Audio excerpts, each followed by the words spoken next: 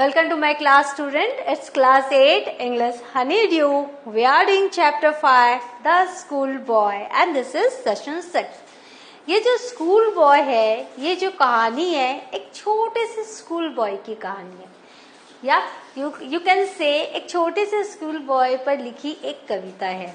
कविता किसने लिखी है? विलियम ब्लेक ने लिखी है.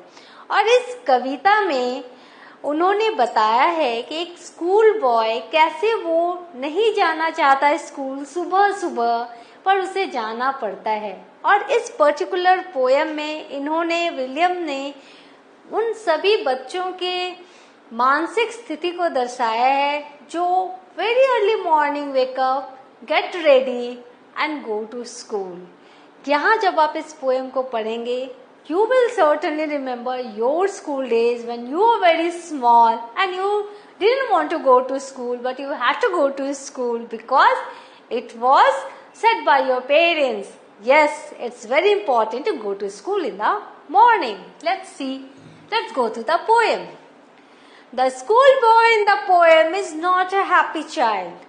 कोई भी बच्चा जब छोटा रहता है, स्कूल जाने के नाम पर उसे बहुत ही रोना आता है, वो कभी भी खुश नहीं होता. What makes him unhappy? तो वो दुखी क्यों है? क्यों वो खुश नहीं है?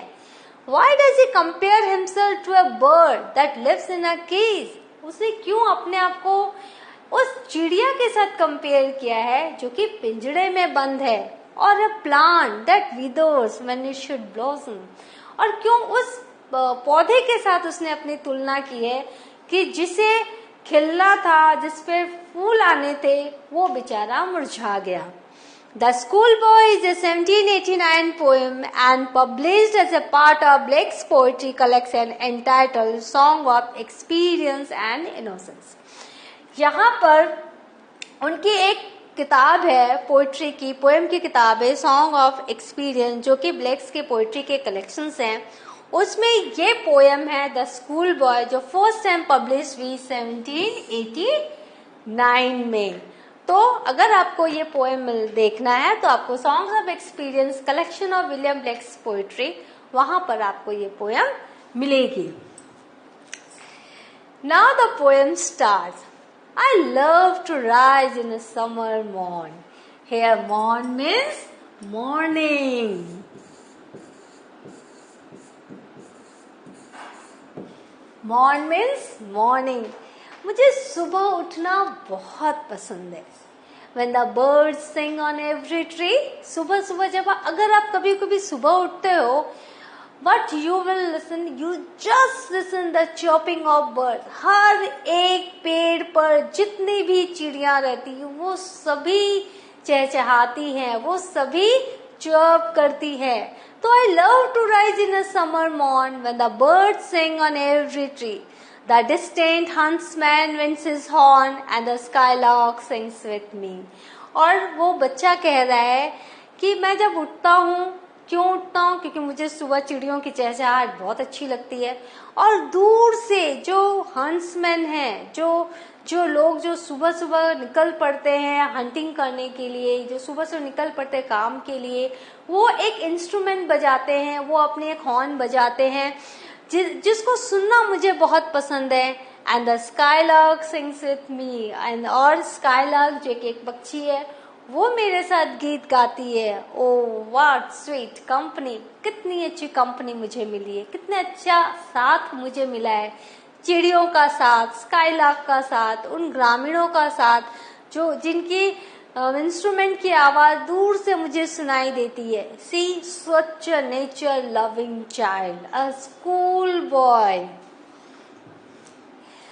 But to go to school in a summer morn, oh, it drives all joy away. मुझे सुबह उठना बहुत पसंद है क्योंकि मैं प्रकृति के साथ अपना समय बिताना चाहता हूँ, मैं प्रकृति की सुंदरता देखना चाहता हूँ, मैं प्रकृति के साथ रहना चाहता हूँ. लेकिन मुझे स्कूल जाना पड़ता है गर्मी की सुबह, in summer morning. Oh, it drives all Joy away. जितना भी आनंद मुझे अभी तक आ रहा था, वो पूरा का पूरा आनंद मेरा चला जाता है जब मुझे ये याद आता है कि now I have to go to school. Under a cruel eye I turn. किसकी क्रूएल आई बच्चों को लगती है? टीचर्स की। वो हर समय मुझे क्लास में क्या होगा, किसी की क्रूएल आई के आसपास मुझे रहना पड़ेगा। The little ones spend the day in sighing and dismay. और सारा का पूरा मेरा जो समय है वो मेरा इस बेबसी में निकल जाएगा और मैं पूरे के पूरे समय उस नेचर प्रकृति के साथ को खो दूंगा और एक कमरे में मैं बंद हो जाऊंगा जहां पर टीचर्स हैं, जहां पर मेरे बुक्स हैं, जहां पर मेरे लेसन्स हैं और सारा का सारा मेरा joy it will driven away. So why does he don't want to go to school? Because there is a cruel eye and there he always find himself in dismay. Then at times her drooping sit। उस समय मैं क्या करता हूँ, मैं सिर्फ बैठा रहता हूँ as a dull person and spend many an anxious hour। और जितने भी घंटे स्कूल के रहते हैं उसे मैं किसी तरह से बिताता हूँ। Nor in my book can I take delight। वो जो बच्चा है, ये जो स्कूल बॉय है, इसे बुक्स में कुछ भी अच्छा नहीं लगता। He doesn't find any happiness, any gladness while reading books, nor sit in learning's bower। और वो जो स्कूल है वहां पर भी उसे कुछ भी अच्छा नहीं लगता, वो कुछ भी सीखना नहीं चाहता बंद कमरे में क्रूएल आई के under, worn through with the dreary shower। और showers, lectures, जो ज्ञान जो टीचर्स दे रहे हैं वो सब इसे बहुत ही बोर कर रहे हैं, इसे टायर्ड कर रहे हैं, इसे डल बना रहे हैं।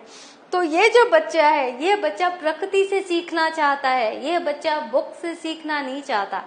इस बच्चे को ग्रामीण चाहिए जो कि अपनी सरलता से कुछ ना कुछ ज्ञान देते हैं। इस बच्चे को बर्ड्स चाहिए, इस बच्चे को स्काईलार्क चाहिए जो कि इसे जीवन का पाठ पढ़ाए। ये बुक से, टीचर से एक कमरे में बंद होके नहीं पढ़ना चाहता। So, then at times I drooping sit and spend many an anxious hour, nor in my book can I take delight, nor sit in learning's bar, worn through with the dreary sour।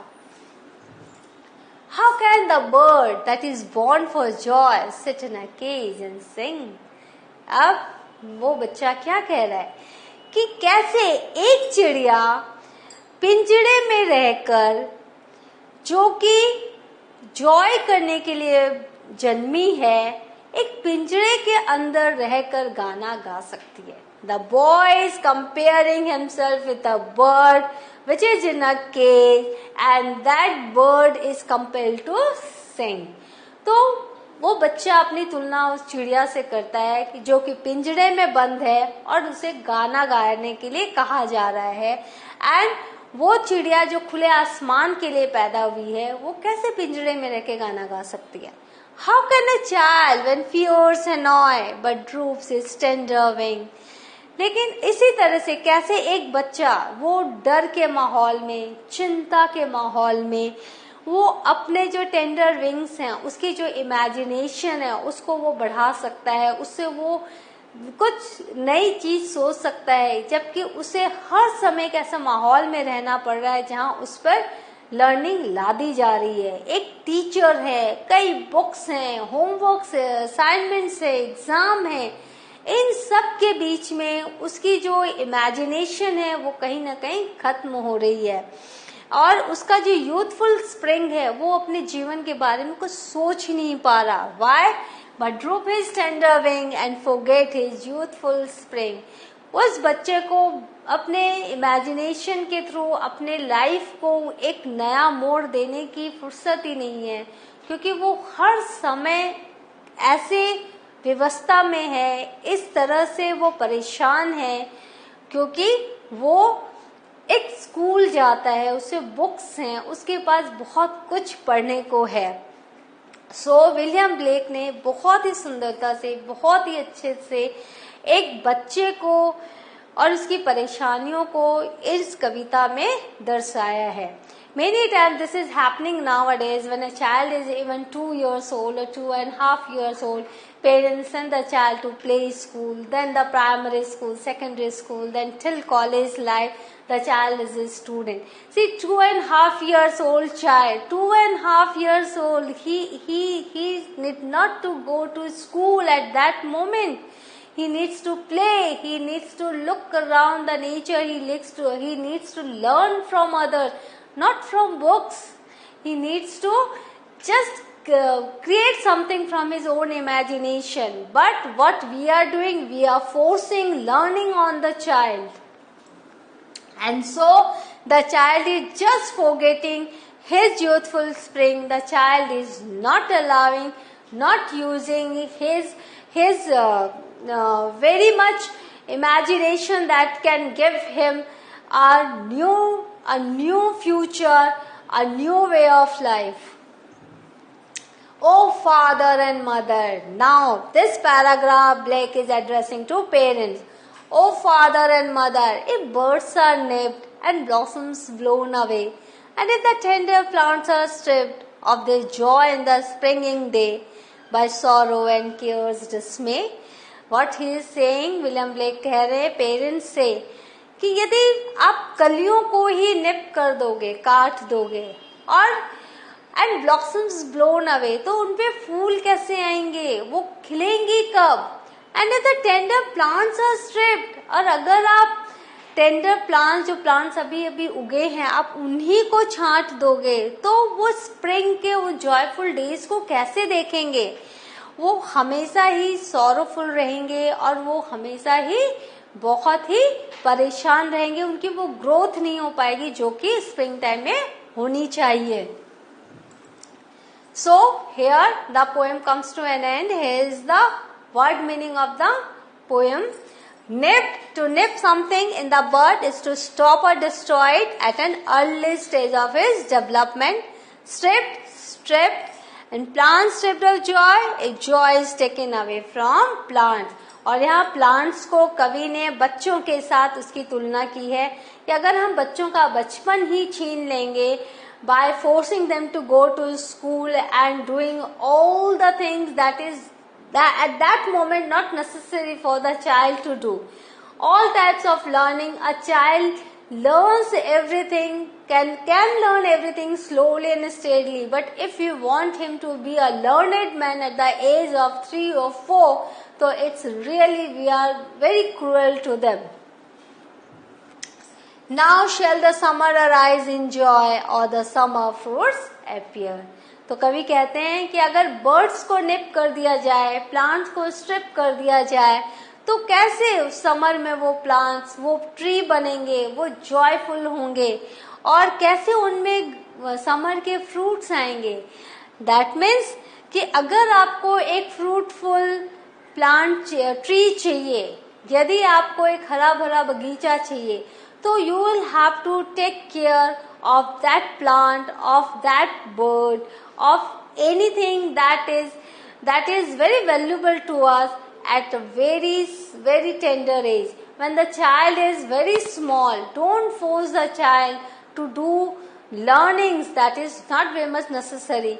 Don't try to make the child follow all the rules that are made by us, made by the adults or the elders. A child is meant to live his life joyfully, carefree. He should not think about exams. He should always think about games. He should be indulged in sports, not in learning the words from the dictionary and the books. तो William Blake ने इस poem के through यही संदेश दिया है, बहुत छोटी उम्र में बच्चों को आप पढ़ाई के बोझ से मत ला दो, क्योंकि ऐसे करके आप उनका पूरा जीवन बर्बाद कर रहे हो. So the poem comes to an end here. और इस पोएम से हमें विलियम ब्लेक ने एक स्कूल बॉय की प्रॉब्लम्स को बताते हुए अंत में पेरेंट्स को यह शिक्षा दी है, या पेरेंट्स को यह सजेशन दिया है कि बहुत छोटी उम्र में बच्चों को स्कूल आप मत भेजो. So the poem comes to an end here. In the next session, we will do the question answer of this poem. We will meet again. Thank you.